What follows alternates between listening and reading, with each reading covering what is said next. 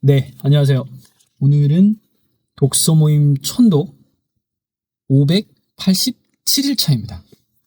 한비아님의 그때도 좋았지만 지금도 좋아라는 책을 읽고 있어요. 그런데 오늘 제가 영상을 찍기 전에 오늘이 며칠차였지? 라고 이제 제 지난 영상을 보게 됩니다. 그런데 856일차라고 적혀 있는 거예요.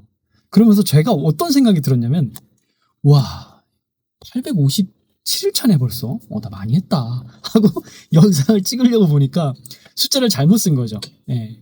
5랑 8이랑 바뀐 거예요. 그죠? 586일차였던 거죠.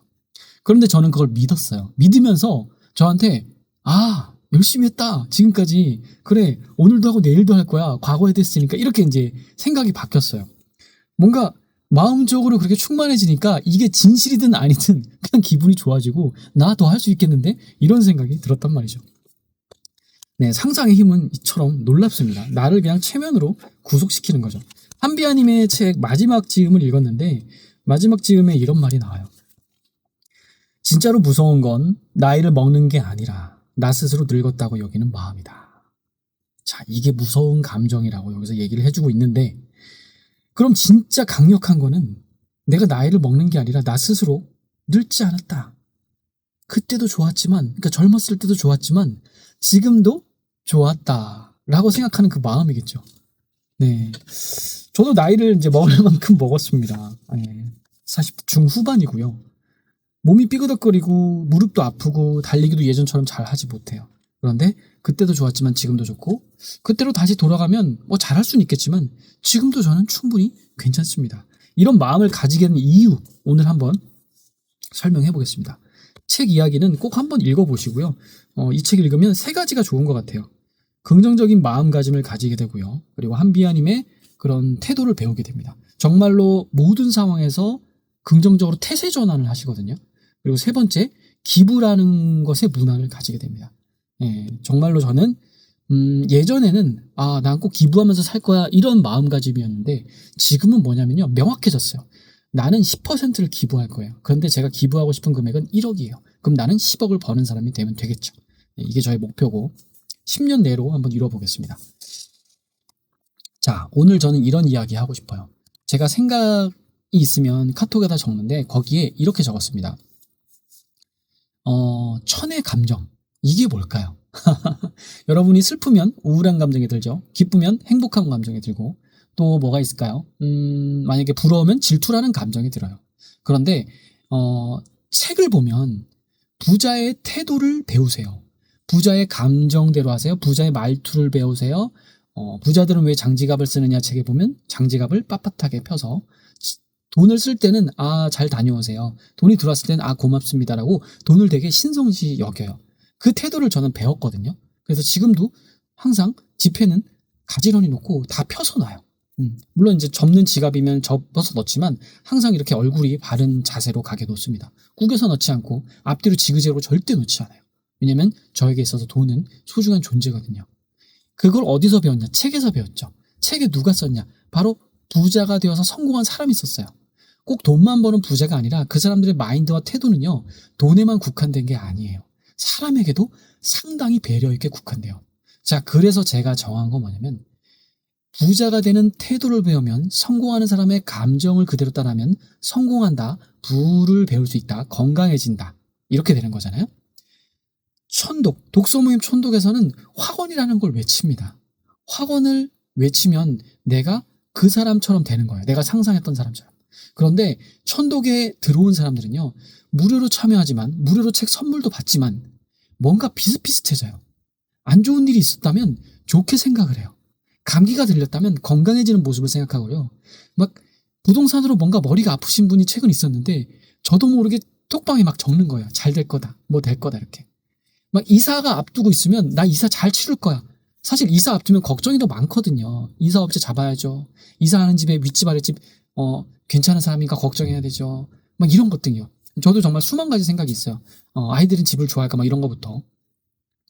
자, 그런데 천의 감정이 뭐냐면 한번 돌아와 보겠습니다. 내가 하고자 하는 믿음을 진짜 극한까지 올려주는 마음을 천의 감정이라고 저는 표현을 하고 싶습니다. 그냥 나 잘 될 거야 이런 수준 절대 아닙니다. 결국 나는 해냈다. 이미 방향은 정해졌다. 이런 확신에 가까운 감정이라는 거죠. 자, 고개가 아니고요. 근데 신기한 사실이 하나 있는데, 이 내가 될 거야 말 거야라는 거는 어떻게 아나요? 근데 저는 이거 한마디로 정리할 수 있어요. 내가 상상하는 만큼 그 미래의 한계는요, 낮아지고요. 내가 움츠러들고 두려워하는 만큼 그 한계가 높아져요. 아까 말했죠. 나 될 거야라고 하면 한계가 점점 다가온다고요. 내가 될까 하고 겁내는 순간 세상은 갑자기 더 어려워져 보입니다. 시간이 부족해 보이고요. 돈도 부족해 보여. 내 실력도 부족해 보여. 근데 반대로 내가 미래를 그려보는 순간 내 한계는 이상하게 점점 내려옵니다. 점점 내려와요. 이 정도면 되겠는데? 이 길로 가면 되겠는데? 이 사람들 만나면 되겠는데? 갑자기 방법이 보이기 시작해요. 부자가 되려면요, 부자의 태도와 감정을 가져야 한다고 제가 말을 했죠. 많은 사람들이 돈만 생각하는데 그 돈은 결과죠.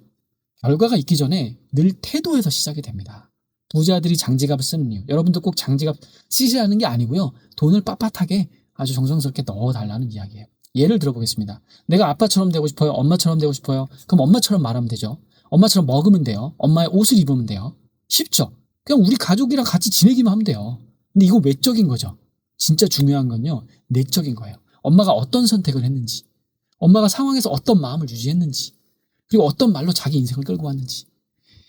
엘리베이터가 닫힐 때 어떤 아이가 갑자기 한 4살 돼 보여요. 그런데 90도 인사를 하면서 들어가십시오 이러는 거예요. 할머니하고.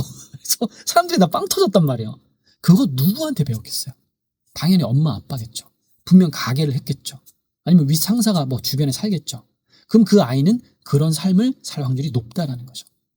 태도잖아요. 그죠? 방법일 수도 있는데 태도잖아요. 아까 돈은 뭐라 그랬죠? 결과라 그랬죠. 그럼 원인은 뭐죠? 네, 이런 태도와 감정입니다. 그럼 제가 말한 천의 감정, 천의 태도가 뭘까요? 내가 성공하는 사람이 되기로 했으면 성공한 사람처럼 생각하고 성공한 사람처럼 결정하고 그리고 오늘 그렇게 살면 되는 겁니다. 그게 나를 속이는 게 아니라 나를 미리 데려가는 거예요. 아까 말했죠? 내가 상상하면 상상할수록 미래가 점점 가까워진다는 거예요.